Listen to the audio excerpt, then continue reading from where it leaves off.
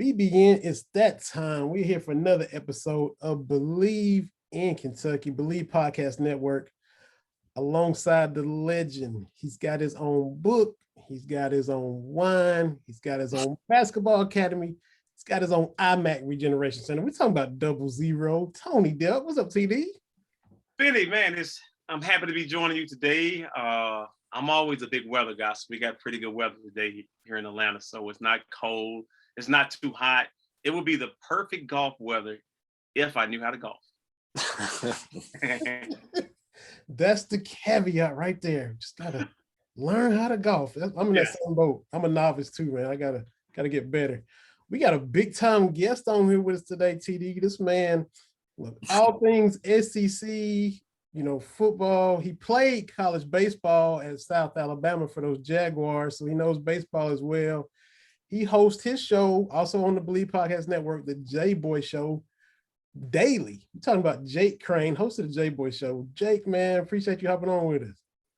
Hey, Vinny, TD, it's an honor to be on, man. Enjoy what y'all do, and glad we could come together and collaborate, man. You know, Tony, I'm not a weatherman, but when you were on the court, man, it was always raining. I can tell you that. Hey, I definitely appreciate that. I tell kids, I tell everyone it's a lot of work. I say, but when you're in your backyard, and I had this dirt basketball court. I was going kind of reminiscing, going through some pictures last night, and I say, I remember shooting over trees. And they were like, "What do you mean shooting over trees?" I said, "Well, listen, all these kids in this generation, they have to go to the gym." I said, "No, we played on a real dirt court where it started out with grass, but when so many people started coming over, that grass turned into hard dirt.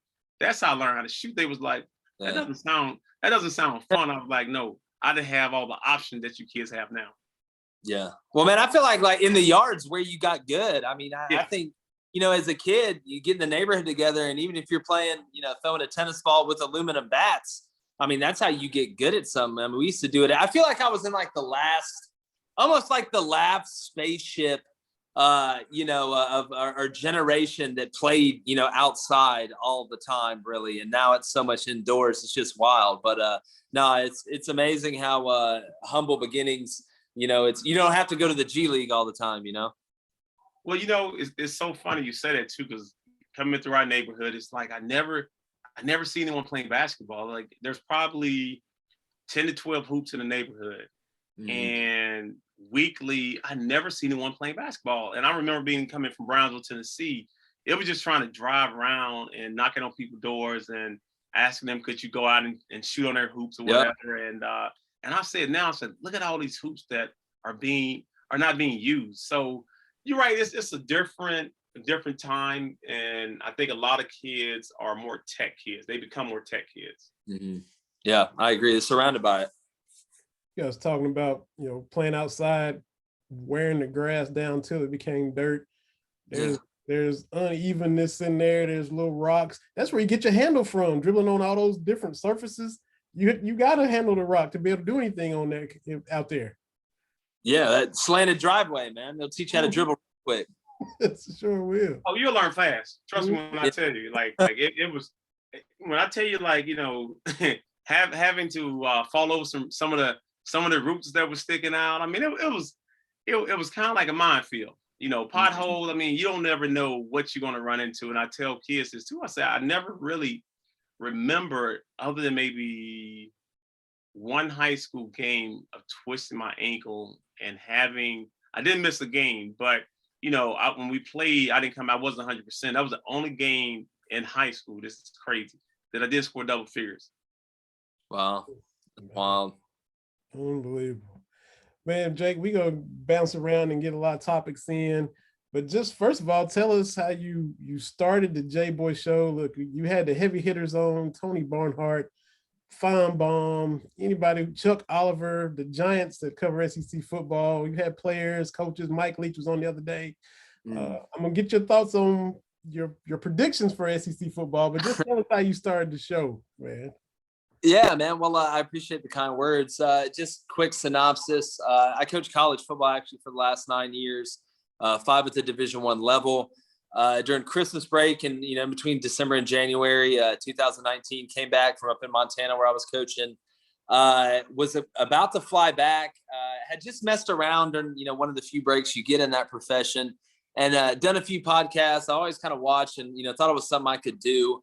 Was a broadcast journalism major, so I had a little bit, of experience in it, and got some really good feedback, man. And no joke, was sitting in the Memphis airport in the parking deck, about to fly back to Montana, and decided I was going to give this a whirl. And timing's kind of everything, and put a lot of hard work into it, and try to cover the whole SEC, be seasonal. Football's year round, but try and cover basketball and baseball a little bit, and really try and give the audience something different than what they're used to hearing. I don't get political, but I feel like we're really informative, and we do a lot of recruiting stuff as well. So yeah, we've had some great guests.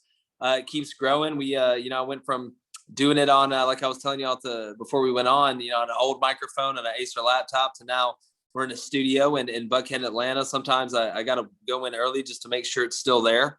And I'm not just dreaming, but nah, man, it's been awesome. And we're only just starting. And like I said, we're on YouTube. It's the Jboy Show, Apple Podcast, Spotify, and 6 days a week, man. We don't release one on Sunday, but we got a ton of content ranging from every school in the SEC and even a little bit beyond. So it's been a lot of fun. And as a kid, was there a particular team you grew up rooting for? Like, what was your favorite NFL team? My favorite NFL, my father played for the Packers and the Oilers before they were the Texans. I'm from Auburn. My dad played there, was All-American there. So that was kind of my college team, obviously growing up. And, I tell people, I went to South Alabama and all that stuff. And I haven't got a check from Auburn yet. So, from an NFL standpoint, I'd probably say the Packers, just because of that connection there. Tony, growing up in a state, and it's something I think a lot of people, from Alabama and other states that don't have pro teams. I mean, I watched the NFL, but just because I love football. I mean, and I wasn't in love with the NFL, right? The way I love with college football and the SEC in particular. And I see I see we all can agree on the Braves. I see you got the Braves hat on. Yeah, definitely. Yeah, it's it's tough, man. You want to talk about being a fan? The Braves, they always find a way to let me down, but I love them anyway. And that's what I was telling V. I said my dad he almost forced me to be Atlanta Braves fan, because he would not turn the TV. I'm like, who sits there and watch? Because baseball to me was boring. You know how it is. I mean, just. It's a slow game to watch at home. So you really don't see a lot of kids really watching a lot of baseball. I mean, kids don't even watch a lot of basketball, which is probably, it gives you a lot of action. Football, there's a lot of action, but I really couldn't see being a kid in this era watching baseball. I think it's just too slow, and it doesn't engage your mind as much as basketball and football do. Like, those sports make you think and you're engaged, and there's some excitement. Baseball, you kind of waiting for a home run. Yeah. It's people used to say it's a highlight sport, but I think in today's society, everything is so fast, and even when you're watching the game, you're not just watching the game, you're fantasy and you're doing betting and you're doing all these other things while you're watching the game. In baseball, even though they've tried to make the rules faster and stuff like that, cut down the times, it's still pretty slow. And again, I don't find myself watching too many 9-inning games. I tell you what's funny. I got an 86-year-old grandmother, and she'll watch every pitch of the Braves game, all 162 games of it. That sound like my dad. Yeah. I mean, it's the truth. I mean, she'll sit there and watch all of them. And you mentioned your dad played for the Packers, so I got to bring it back around. And, the face of the franchise, Aaron Rodgers, has kind of, been in the news from the end of the season, with the way the season ended against Tampa Bay. He was upset they kicked the field goal when they should have went for it. He's on Jeopardy, and contestants on Jeopardy when he's hosting or taking shots at it. And he's like, he's agreeing with what they're saying. He's still disgruntled, should we say. How do you think this plays out for him going forward? He was ticked off when they drafted Jordan Love. So what do you think all this ends up going? How you think it plays out, Jake? Well, hey, it's Aaron Rodgers. It's amazing. The saga continues. Ever since he came into the league, Brett Favre was there at the Packers, and there was that saga of, is he replacing Brett Favre? And you've kind of gone back and forth. And I don't think Aaron Rodgers is the type of guy that's going to play if he's not happy, especially at this point in his career. Yeah. The biggest question to me is how the Packers choose to deal him, because you've seen this happen with multiple organizations, and it seems like every time somehow the trade doesn't ever benefit the team that is losing that player. I'm wondering if the Packers are going to be smart enough.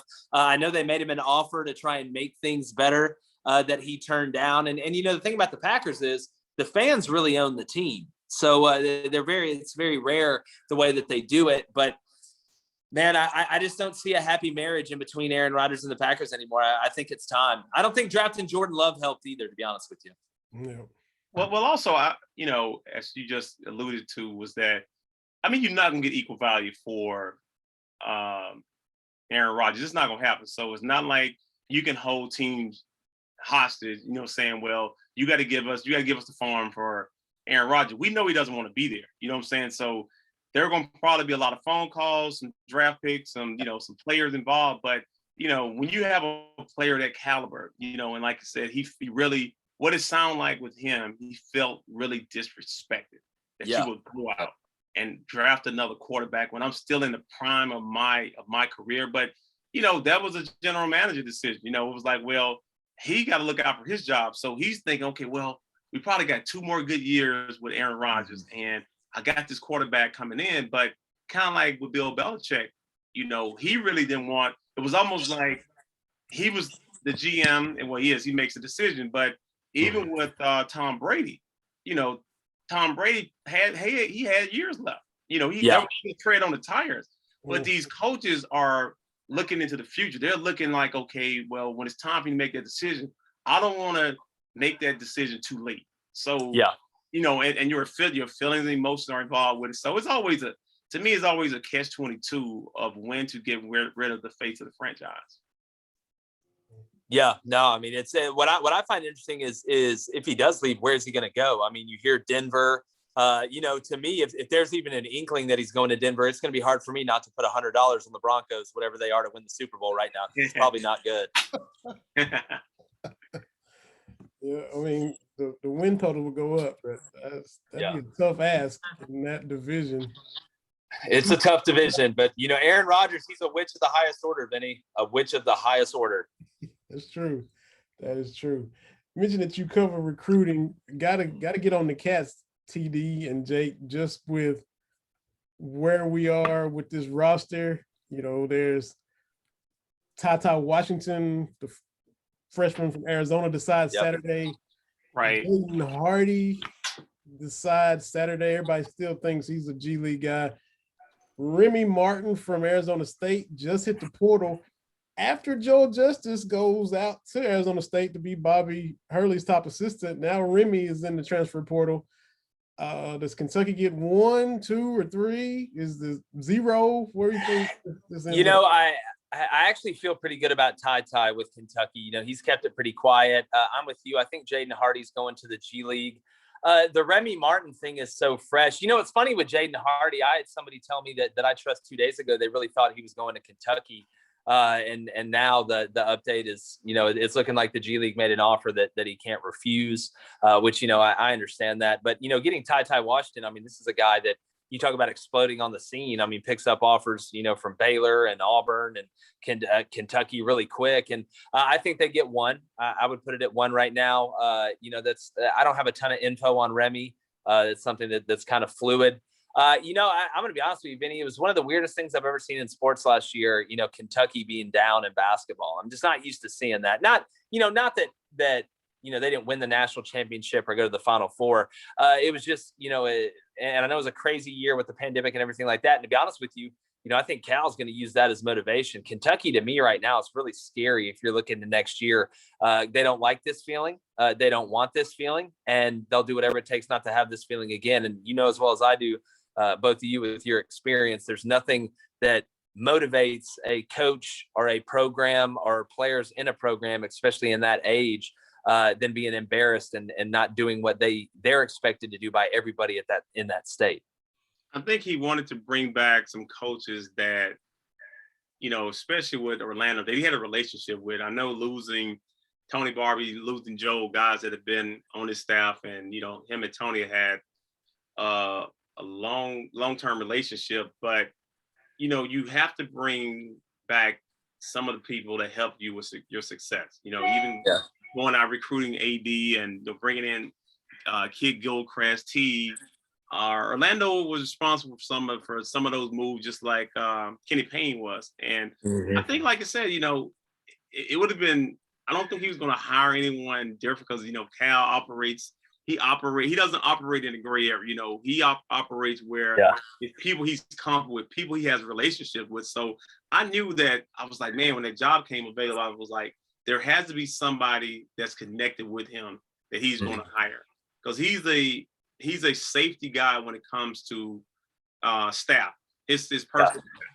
But back you said about TyTy and Hardy, is that I think Hardy's a little bit different. Because I had a chance maybe to call one of his games in Texas, and he pulled out, and I'm like, what happened? And I don't know if it was maybe the family, but I knew it was something in regard to looking for the best deal that's available, which is always, to me, it hurts the kid. I think even though these kids were coming out and they got a chance to go play in the G League, is that I want to be like Zion. I want to be like Cunningham. I want to be able to build my brand, so now when I go in, you can possibly get endorsement deals. People know who you are. When you go to the G League, it's not a knock against the G League, but you get lost. Yeah, ask Jalen Green. Ask Jalen Green. And Jalen was a spectacular prospect. Consensus number one. Yes. And Vinny, I don't know if you got a chance to see him. Like, I got a chance to see him live for like 2 Not years. live, no. Not live, no. So I saw him, he was on the Adidas circuit, and he hopped back on the Nike circuit. So I got a chance to really see him. I was like, man, this kid, he reminded me of a young Kobe. But once again, he goes to the G League, and I'm like, I'll hear about it every once in a while, but it made sense for me, if I'm those guys, from a marketing standpoint, and maybe getting with having, the family members, everybody buying. Like, Zion, to me, did it the right way. Yeah, I agree. Like, the dude, going to the G League, coming in that hot, then going to the G League and just fading away, like you said, is, we saw it in baseball.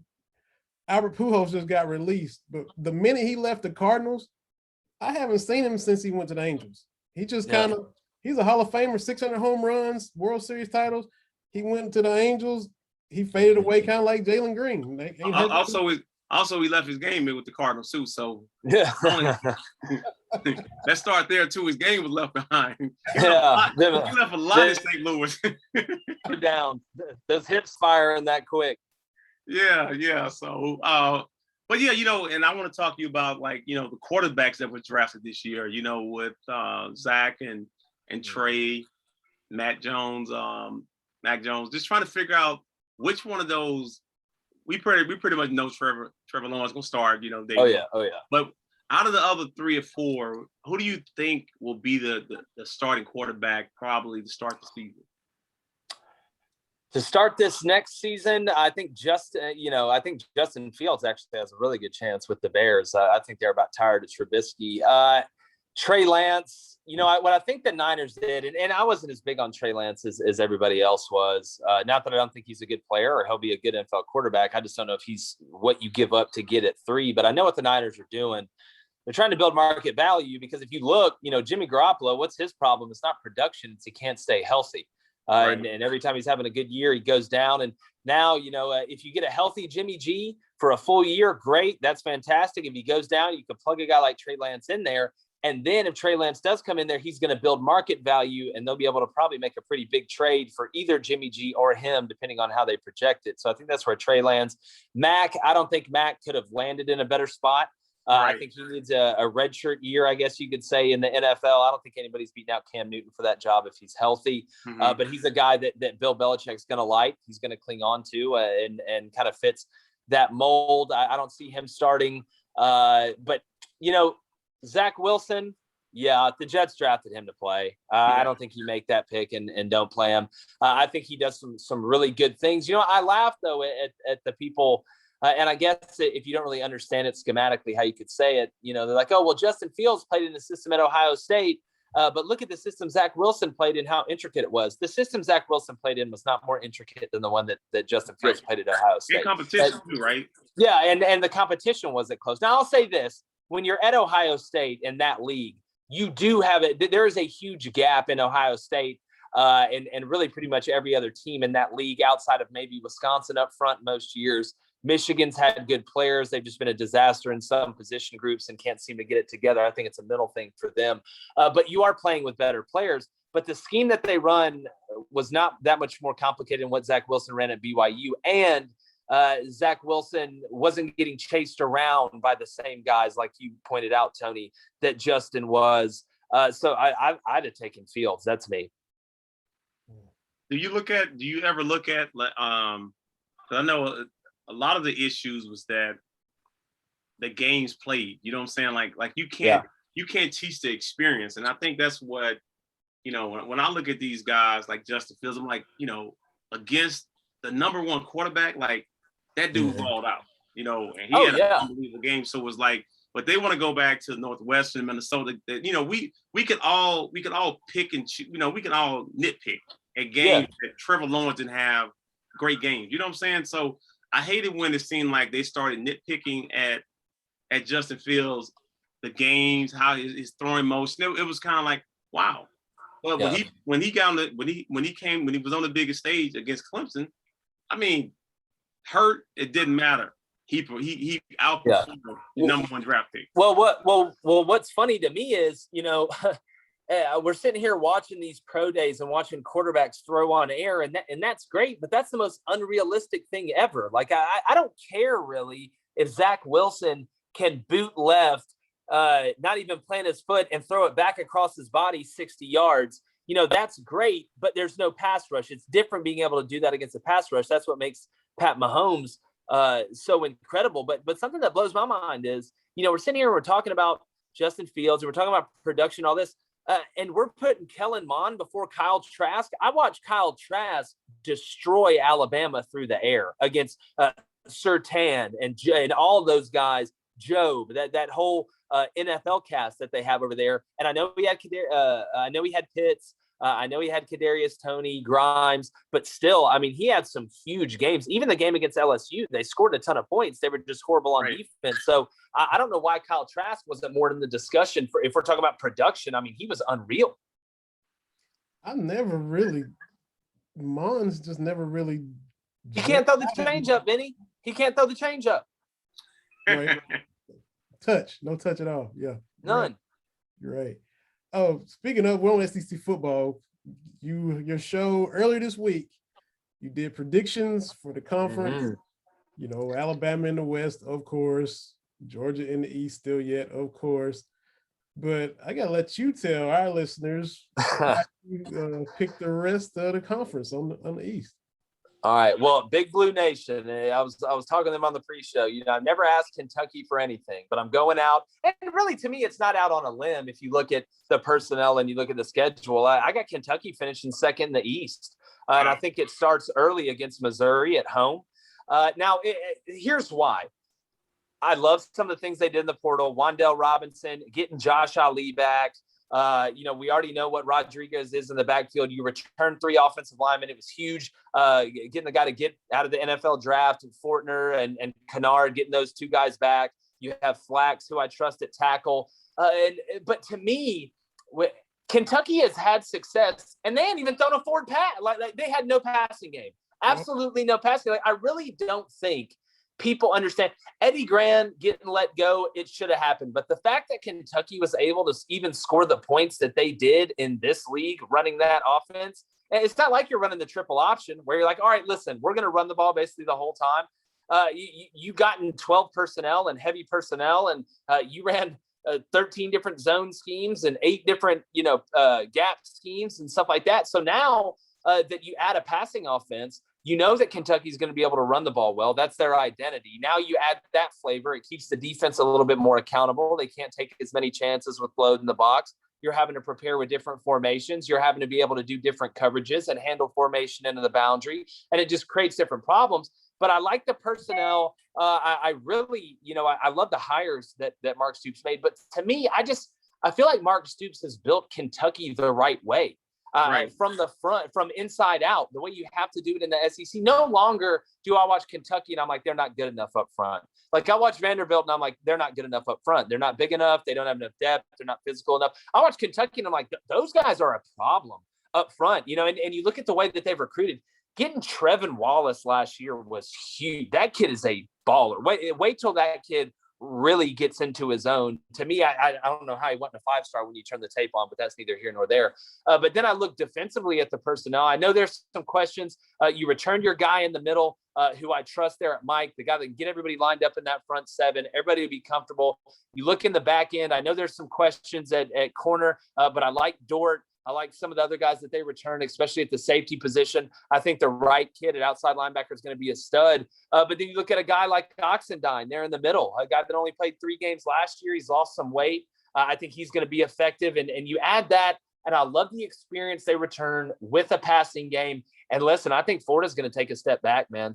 So I look at Kentucky. I think they're going to be solid in the kicking game. The biggest question is at quarterback. I like Bo Allen. I just don't believe in Joey Gatewood. I just don't think he can throw it. I just don't think he can do the things you have to be able to do in the intermediate and the vertical passing game. Anybody can throw a bubble screen or a hitch. That's easy. We could get out there and do that. But no, I look at the schedule and I like it. And I think Kentucky's going to do some things this year. Tell me this. How do you replace a player like Davis when, Well, it's almost tough to look at it like replace that, because you said it best. I mean, experience is king. You have a guy that understands it, that understands he can excel at that level.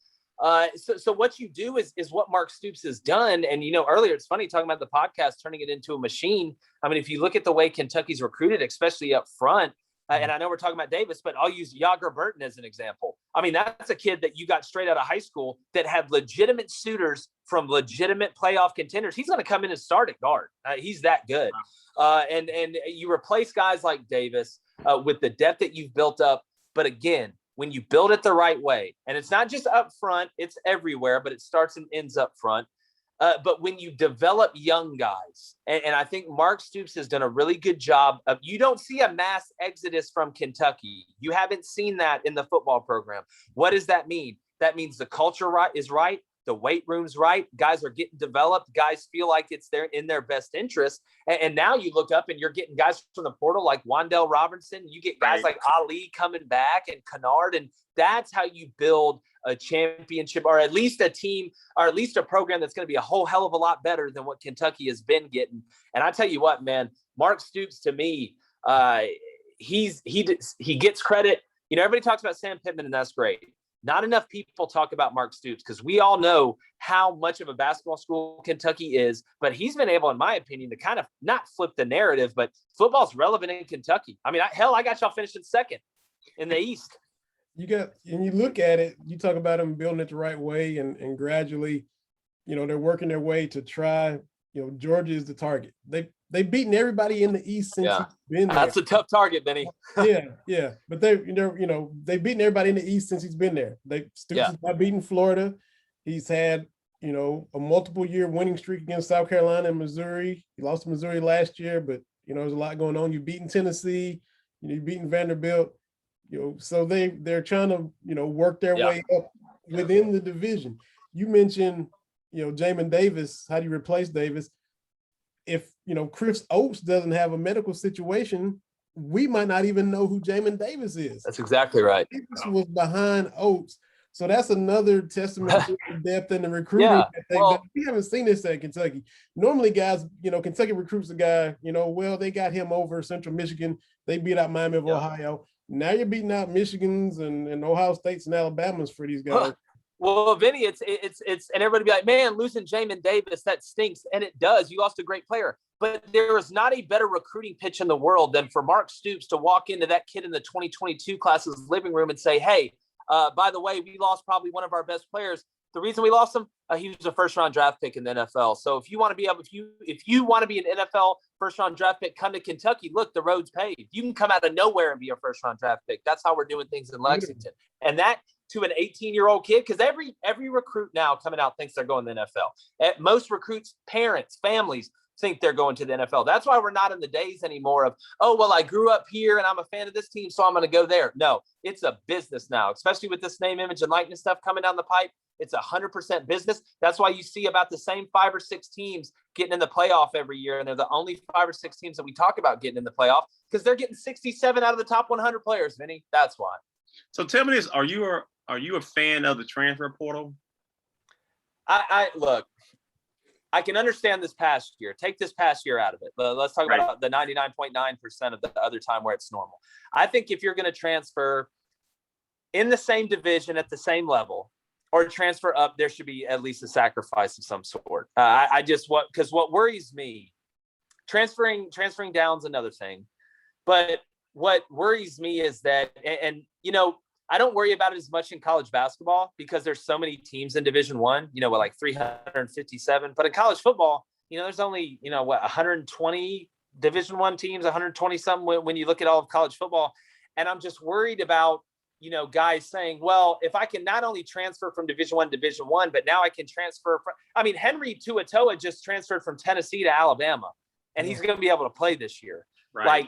And again, that's because of the pandemic, and I understand that. But in any other circumstance, to me, I feel like you can build a super team, and not that Alabama hasn't. They've done it a different way, but you're going to start seeing that super team, theory start to happen at the same 5 or 6 places that we're talking about, Tony, because it's not like the smaller guys win in this scenario.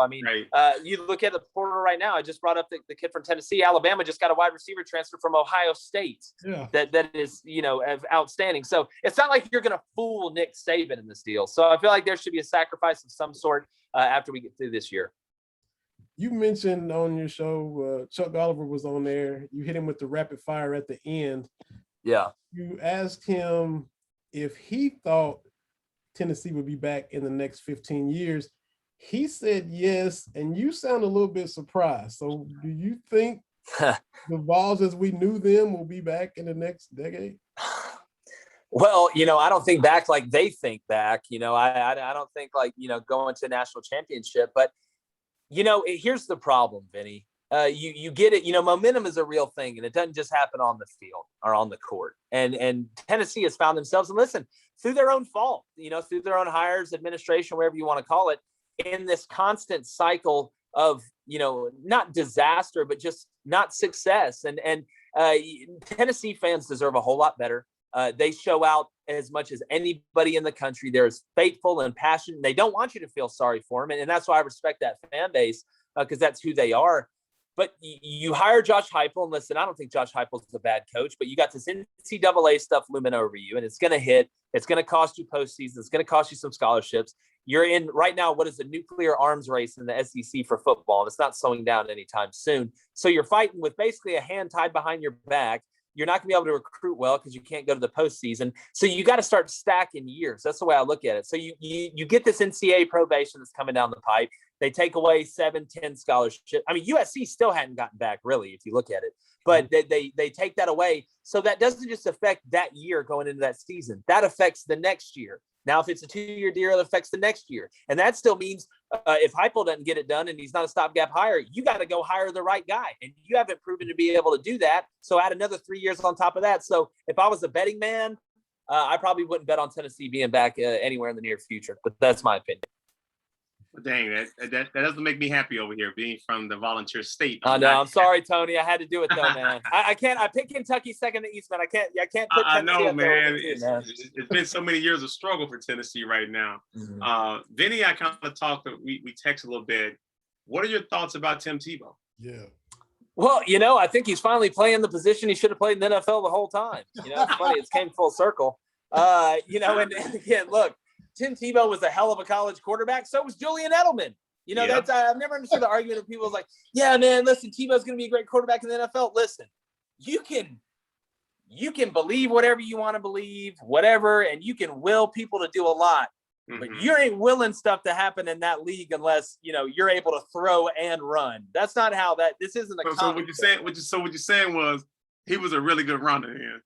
He was the best Wildcat quarterback of all time, man, in college.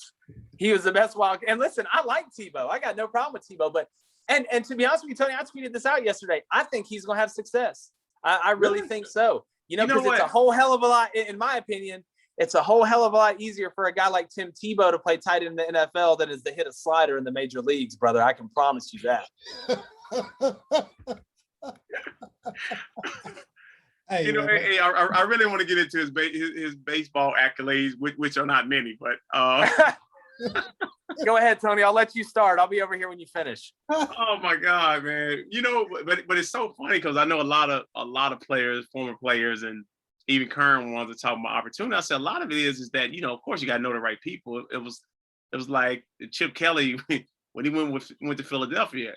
It was always about bringing guys in that he was comfortable with, from a personnel, from a support staff to players.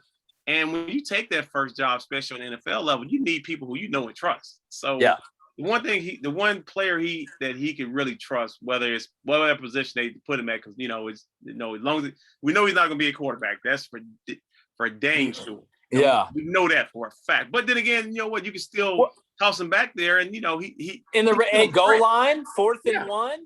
That's the Tebow special, man. If we get a jump pass time made, he gives you options, though. You know what I'm saying? Like he gives you, he's not going to be Trevor Lawrence. He's not going to be Aaron Rodgers, but to complete a pass, he can at least pop back. He has He has completed passes in the NFL, so it's not like they haven't been pretty, but he has completions under his belt. And he won a playoff game. Yeah, sure did. If ask Denver about it. They'll tell you. They'll tell you all about it. Ask Mike Tomlin about it. He know firsthand. So yeah. Hey, I'd have thought Eddie Gran was calling that offense, man.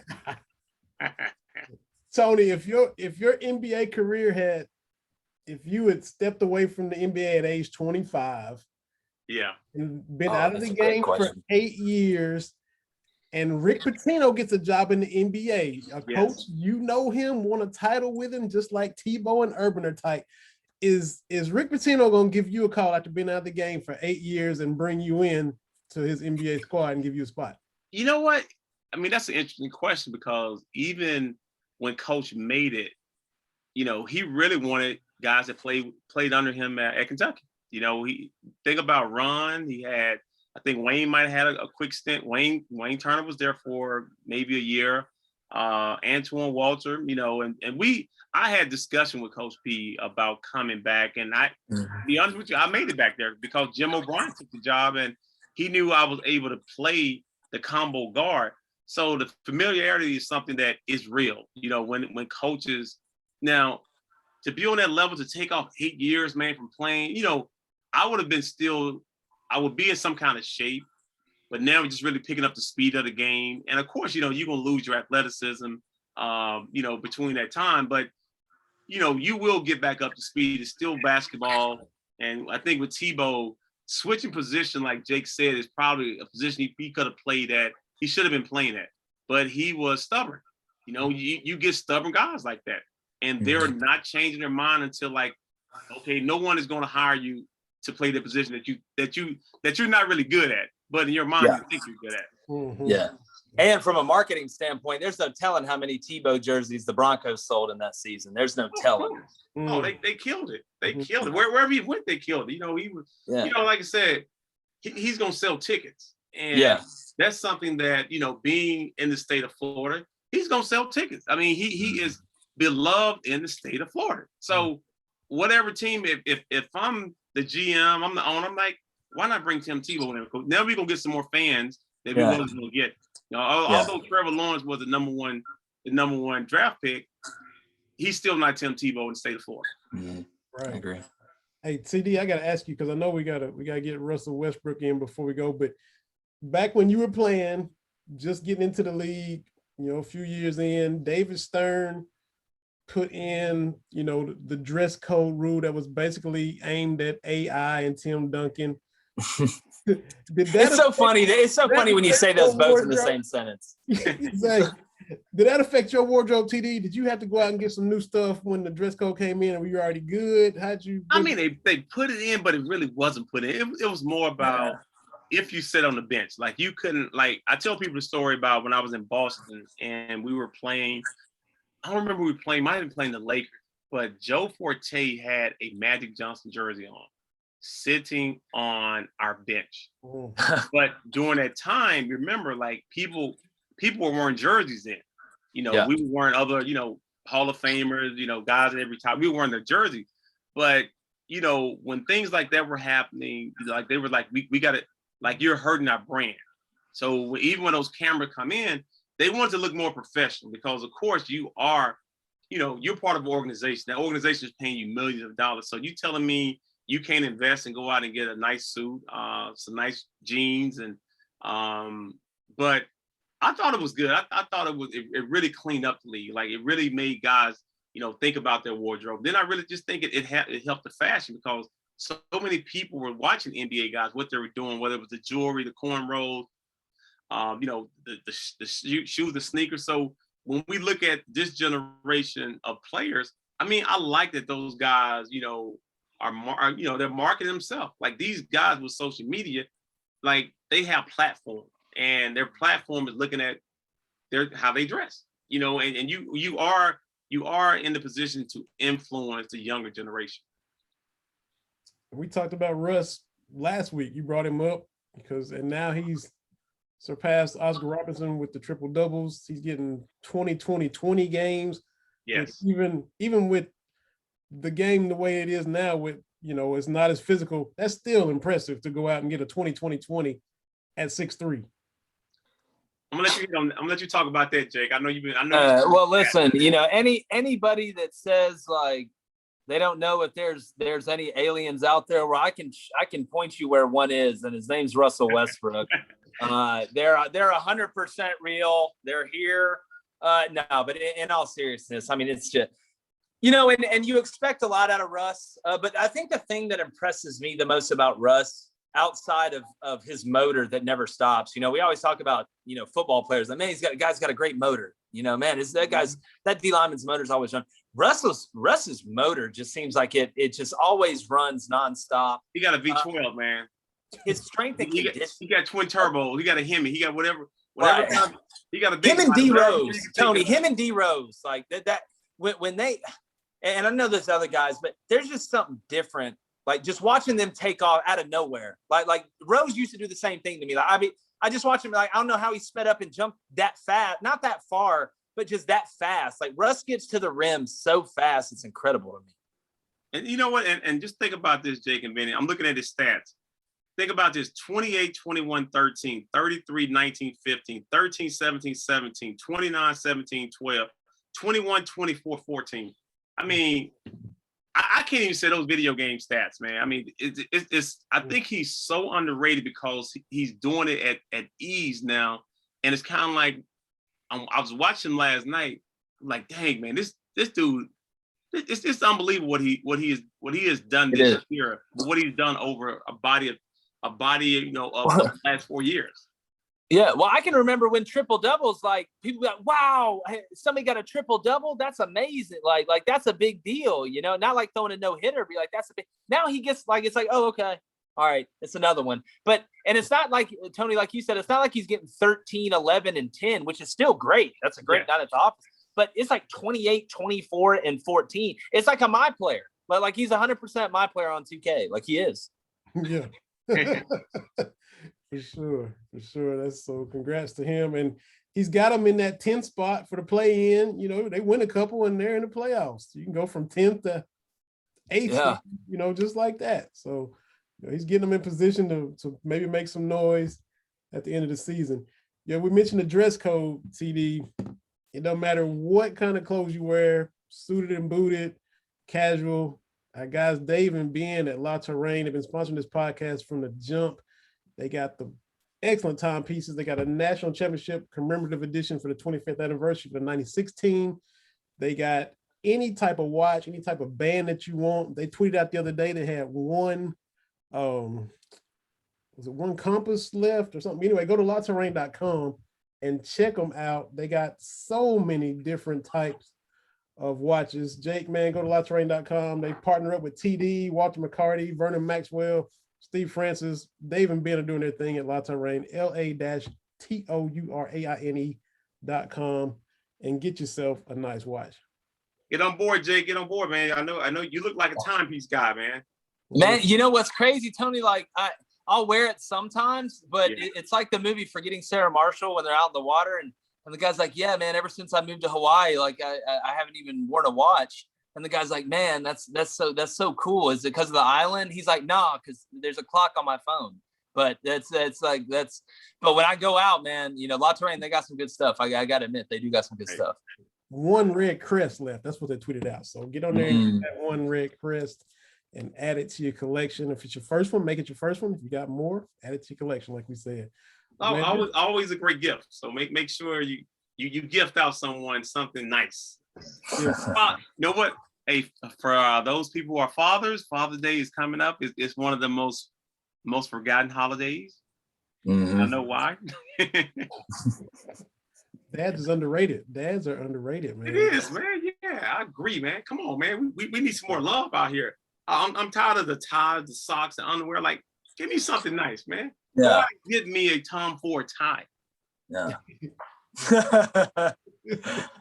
Man, Jake, we had a ball having you on here with us. What's coming up on the next episodes upcoming of the Jboy Show?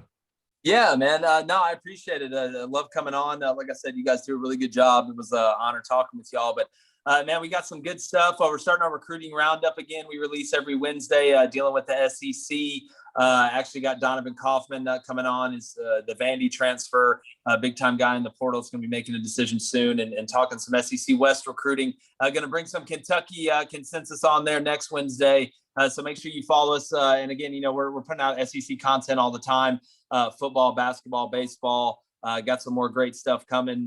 Cole Kubelik, you just look down the pipe. It's always interesting, especially when you put 6 out a week. But you can follow us on our YouTube channel. It's the Jboy Show, Apple Podcasts, Spotify as well, man. We're kicking it. And go to the jboyshow.com. We got some cool merch as well. And I appreciate it, guys.